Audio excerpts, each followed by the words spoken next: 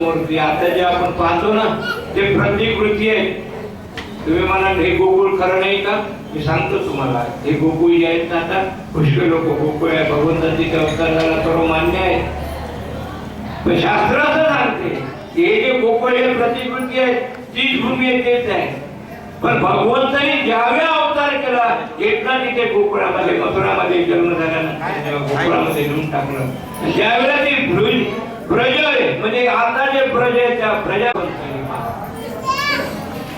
आता जे ब्रज आहे जे पूर्वी होतं ती होतं भगवंताच्या अवताराच्या आधी होतं ती आहे आणि आधी ते आहे. भगवंत तिथे गायीची क्रीडा करायची, गोपीची आणि गायीची अत्यंत उत्कृष्ट अशी भक्ती तयार करायची ती या भूमीला ते शक्य नव्हतं. हे रहस्य आहे. हे रहस्य अनेक लोक सांगत नाही. अनेक लोक सांगतात आता गेलो आपण गोकुळामध्ये रमण कुठे कुठे गोकुळामध्ये, पण परत एक गोष्ट लक्षात आहे, हे सर्व मायेव आहे. हे भगवंता कळणार नाही कोणाला.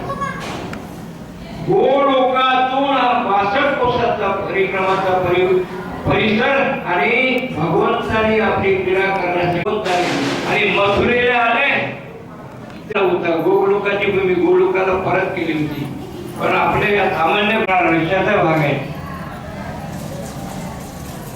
मथुरेमध्ये फक्त 11 वर्षासाठी आणि भगवंतांनी ते गोलोकांच्या भूमीवर हे मात्र क्रीडा केलेली आहे. आज जे भूमी आहे त्याची प्रतिकृती एवढ्यासाठी म्हणतो की तीच भूमी आहे, तेच सर्व आहे, तेच आहे.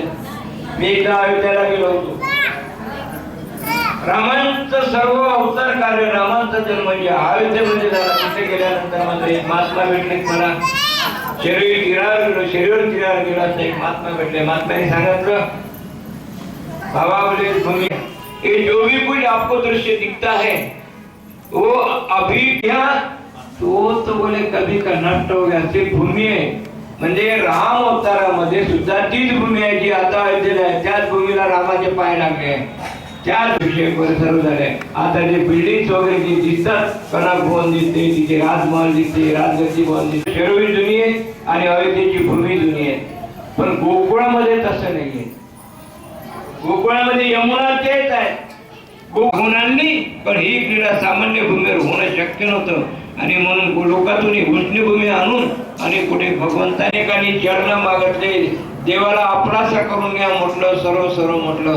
पण सर्व संतांचं एकमत एका गोष्टीवर झालंय आणि ते म्हणजे प्रेम सुख दी प्रेमाविना नाही समाधान. या गोकुळच्या प्रेमाचा पगडा आणि एवढा सामान्य माणसावर बसला. सामान्य माणसं भारावून गेले. एवढं प्रेम कुठेही व्यक्त होत नाही. अनेक संत झाले, चैतन्य महाप्रभू झाले आणि विषयाच्या प्याला सुद्धा तिला काही काढलं नाही आणि भगवंत रूपाने ते विषय सुद्धा अमृत झालं. अनेक महात्माने अनेक चमत्कार केले, अनेक दिव्य असे कार्य केले, पण तरी गोकुळच्या प्रेमाची सर मात्र कोणाला आली नाही. ज्यांनी गोकुळामध्ये तुकाराम महाराजांचा प्रमाण आहे, जो उद्धार धरी तुकाच्या बरोबर. भगवंताला कुठेही सोडलं नाही या संतांनी. हे भगवंताचे सौंदर्य आहे. माऊली, निवृत्ती महाराज, केदारी महाराज, हे सर्व जे एकनाथ महाराज, हे सर्व त्यांचे सौंदर्य आहे गोकुळामध्ये. पण तरी मात्र गोकुळच्या प्रेमाची आठवण प्रत्येक संताला आहे. प्रत्येक संतांच्या तोंडातून एकच येते, प्रेम सुखदी, प्रेम प्रेम प्रेम प्रेम. युग बदल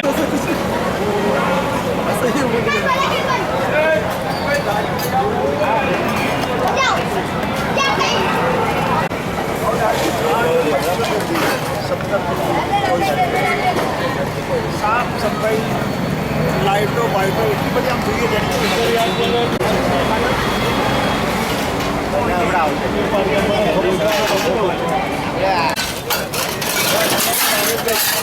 भगवंत अगदी दोघं भावासारखे भगवंतासारखा दिसणारा उद्धव.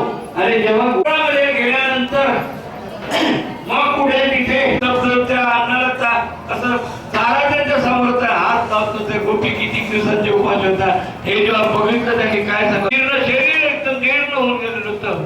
आणि असं असणाऱ्या गोपीची, नंदबाबांची, गोकुळांची, गाईची अवस्था पाहिली. नंदबाबाला, यशोदा मैयाला, गोपींना सौंदर्याचा प्रधान या प्रकारामध्ये तुम्हाला काही आनंद मात्र झाला असा आहे. तुकाराम महाराज एका मुलाला सांगतात, अरे पाण्याच्या बाहेर माऊली सुंदर असा दुसरा पाण्यापेक्षा तू श्रेष्ठ आहे अशा अवस्थेत असणार. आणि गोकुळ जेव्हा उद्धव गेले राधेकडे गेले केला सगळं दुर्गत ना आसू गळत होते ना हर्षा दुर्गत होते ना आनंद होत उदासीन. जसं एखादा मातीचा पुतळा करा उभा ठेवून द्या असं उदासीन पुतळ्यासाठी कष्ट आश्चर्य कष्ट काय रूप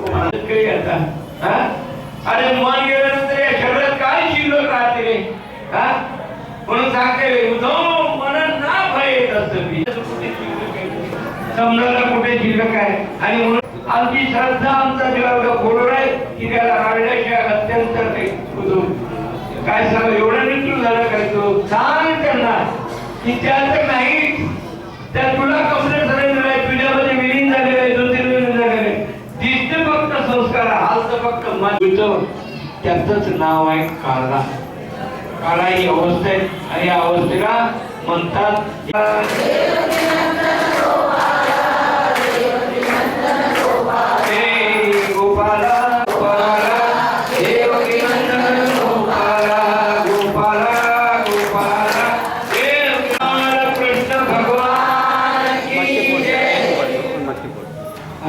अशा रीतीने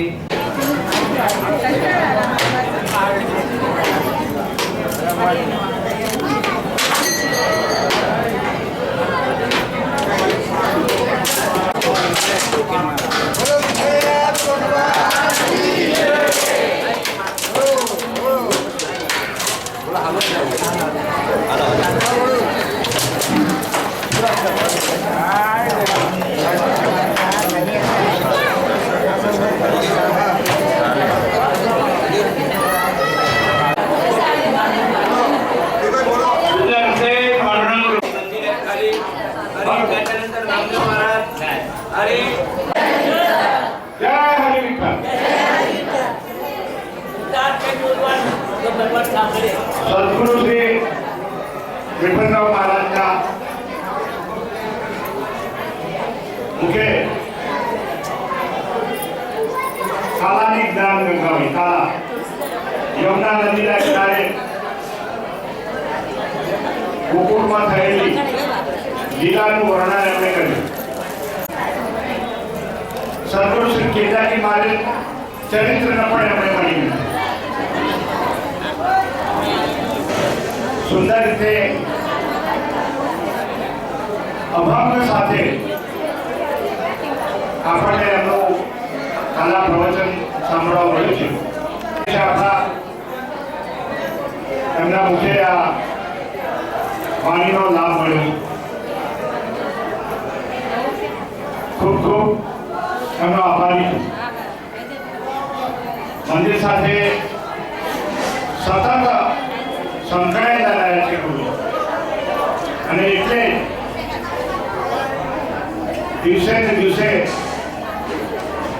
મંદિરની પ્રગતિનો ચિતાર આ ખૂબ વધતો રહ્યો છે. 10 દિવસથી આપણે શિવપુરાણ કથાનો રસપાન કર્યું.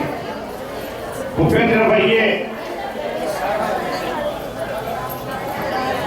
સુંદર રીતે શિવપુરાણની કથાઓ સાથે જ્ઞાનની ગંગાની અંદર આપણને રસ તરબોળ કરી